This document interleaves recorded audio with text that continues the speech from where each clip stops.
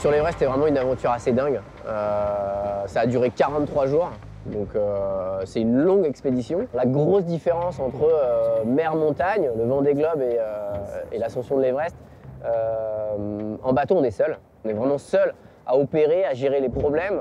On ne peut pas dire qu'on soit seul sur la montagne, on est toujours accompagné. Il y a des Sherpas qui montent avec nous et je pense que je dirais que le Vendée Globe est plus dur, sans aucun doute. En revanche, j'ai trouvé beaucoup plus dangereux la montagne. Dans mon bateau, j'ai une sorte de pare-choc. Je suis dans ma petite coque là, en carbone. En revanche, dans la montagne, c'est mon corps qui est en frontal. Et c'est vrai que j'ai pu voir des gens qui sont restés à cause de ça parce qu'ils n'avaient pas forcément mesuré tous les risques. Et moi, c'est quelque chose que j'avais en permanence dans la tête que voilà, ça peut arriver à tout moment, quoi. Il y a des montagnes qui sont 2000 mètres en dessous. Quand on est au pied de la montagne, elle est énorme. Elle fait 7000, mais là, elles sont toutes petites. Quand on est tout là-haut, il se passe beaucoup de choses. C'est vrai que tout est petit autour de nous, beaucoup d'émotions et puis ouais, une vue juste incroyable et on a presque du mal à y croire qu'on y est, quoi.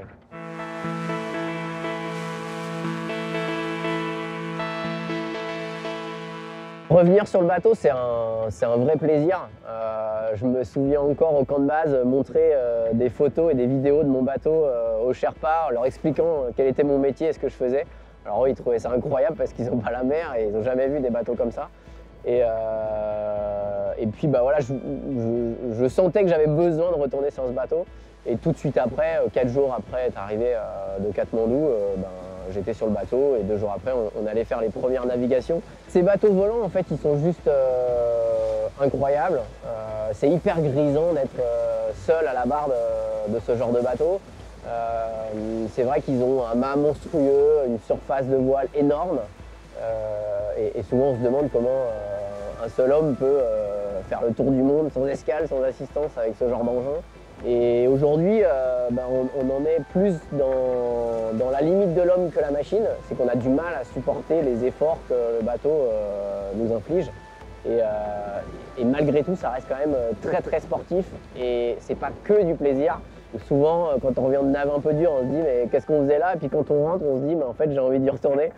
Donc je sais pas si on est un peu sado, mais en tout cas on aime ça. Et c'est vrai que faire un tour du monde sur un bateau volant comme celui-ci, ouais, c'est un rêve et j'ai hâte pour le Vendée Globe en 2024.